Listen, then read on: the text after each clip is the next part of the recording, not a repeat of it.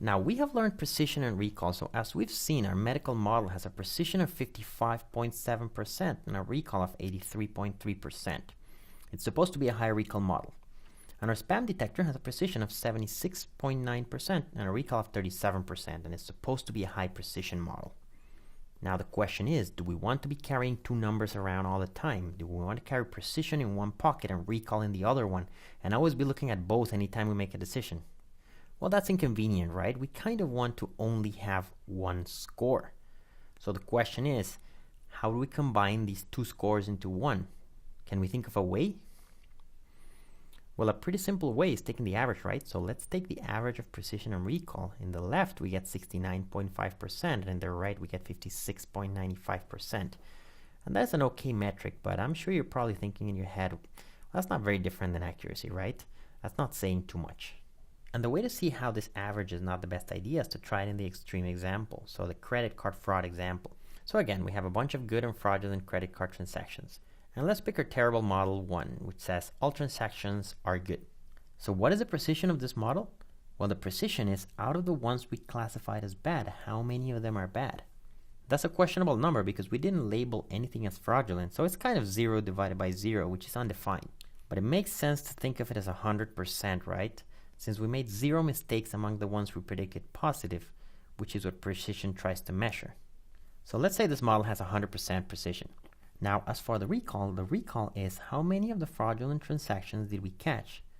Well, since we caught none, this number is 0. So the average between precision and recall is 50%, since it's the average of 100 and 0.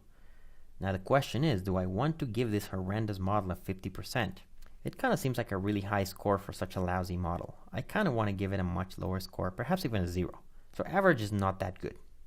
Now let's try the opposite. Let's try the model that says that all transactions are fraudulent. What is the precision of this model?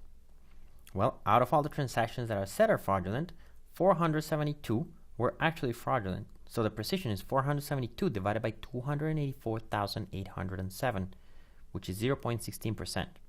And the recall is actually pretty good, because out of the 472 fraudulent transactions, I caught all of them. So the recall is 472 divided by 472, which is 100%.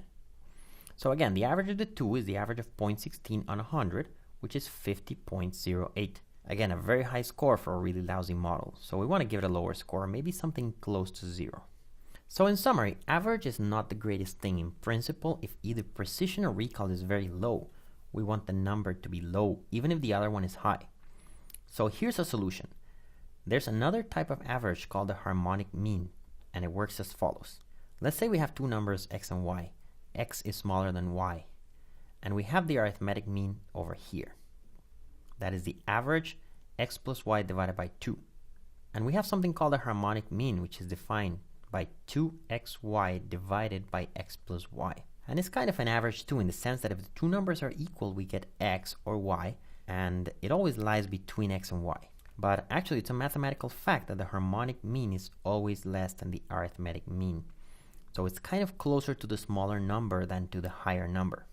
So let's look at an example. If the precision is 1 and the recall is 0, the average is 0.5, but the harmonic mean is, if we plug it in the formula, 0.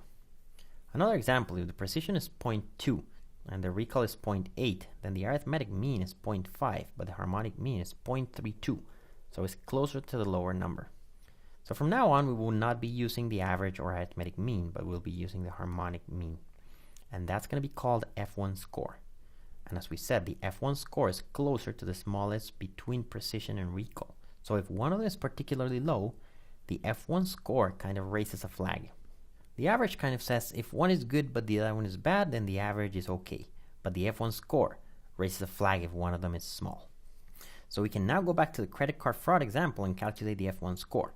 Since it's going to be the harmonic mean between the precision, which is 100%, and the recall, which is 0, we can plug it in the formula and actually get an F1 score of 0.